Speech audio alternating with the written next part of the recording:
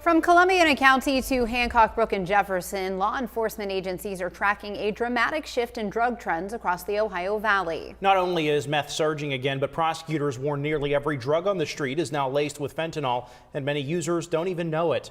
News 9's Hannah Hayes brings us more in this News 9 special assignment. Across all 4 counties, officers say drug enforcement has not slowed, but the drug landscape has changed. Reports show that fentanyl and cocaine dominated 2024, but 2025 has brought a new wave of meth.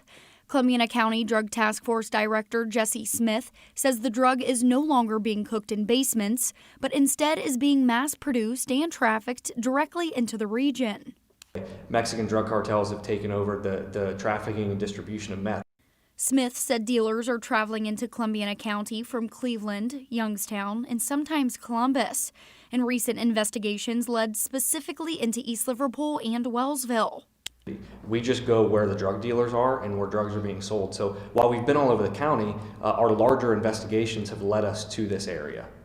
So far this year, nearly 40 residential search warrants have been executed countywide, 21 of them in the East Liverpool zip code. Smith says large-scale operations have dropped because traffickers now know the county is cracking down. Because we've just been able to consistently kind of prove to drug dealers that this is not the place to do it or you will be caught. But even with enforcement, meth seizures have skyrocketed. For example, 2024, we had about 950 grams of meth seized in total. We're not even all the way through November, and we've got almost 1,500 grams of meth seized throughout the county. Jefferson County is echoing the same trend. Task Force Director Chris Vinci reports staggering totals this year alone.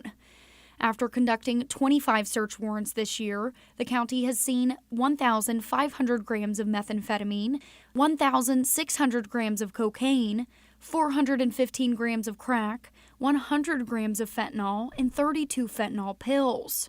County Prosecutor Jane Hanlon said the danger has never been higher because fentanyl is now hidden in virtually everything. They may think that they're buying heroin or cocaine or methamphetamine, but more and more, when we get the drugs back from the crime lab, they're all laced with fentanyl. And the average user, the user's not going to know that. It's going to look the same as it always does. That means a dose someone has taken before can suddenly become deadly because of the dealer's decisions. You're locking these people into addiction far earlier than they would have been in the past.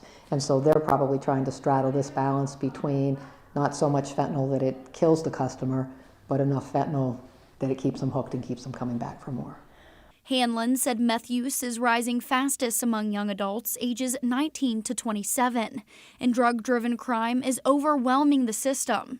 So with the exception of sex crimes, almost every other crime that we have here is in some way or another related to the drug trade. She stressed that times are changing. And so there is not really that luxury of being a dumb kid that's just trying to experiment with something and you're going to come out okay the other side. These aren't those types of drugs. They could kill you instantly, and if they don't, the likelihood that you're going to end up addicted and just struggle for years is overwhelming. And we want parents to know that so that they can start talking to their children as early as possible. Across the river, the Hancock Brooke Weirton Drug and Violent Crimes Task Force has seized approximately 500 grams of fentanyl, 700 grams of cocaine, 2,000 grams of crystal meth, all equivalent to $300,000 in street value. This has netted 45 drug-related arrests in 2025. Hancock County Sheriff Scott Giddings says a meth mixture is now the biggest threat. Mostly it's methamphetamine and mixed with fentanyl. That's the biggest thing right now.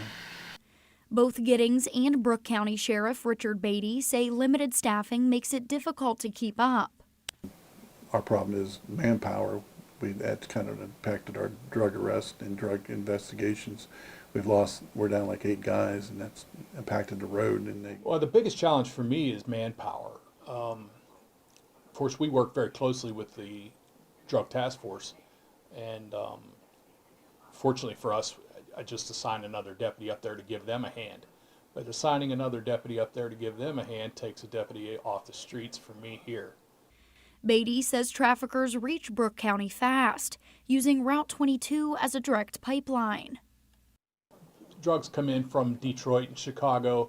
it's just an easy trip, and these drug dealers can get it here in just a matter of a couple hours. Brooke County has made 185 arrests this year, 53 of them drug-related.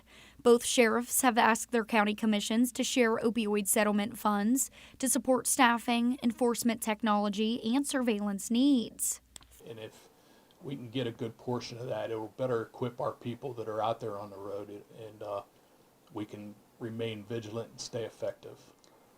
Crime has increased over the years. That might have been a right number 10 years ago or 15 years ago, but times have changed, and our guys are seeing a lot more violence, more drugs, obviously. Our calls into dispatch are maybe 2 or 3 times what they were 10 years ago, but I'm still working with the same number of deputies. Despite limited staffing, every county reports consistent and, in some cases, record-breaking arrests and drug seizures this year. All agencies tell me communication between counties have never been stronger, but the evolving drug supply means families need to talk about the risks earlier than ever. For resources on treatment, recovery programs, and prevention conversations for parents, we've posted links on our website. Reporting for News 9, I'm Hannah Hayes. Hi, I'm Dylan Cleland. Thanks for watching. And here's another video to check out, and be sure to subscribe to our channel.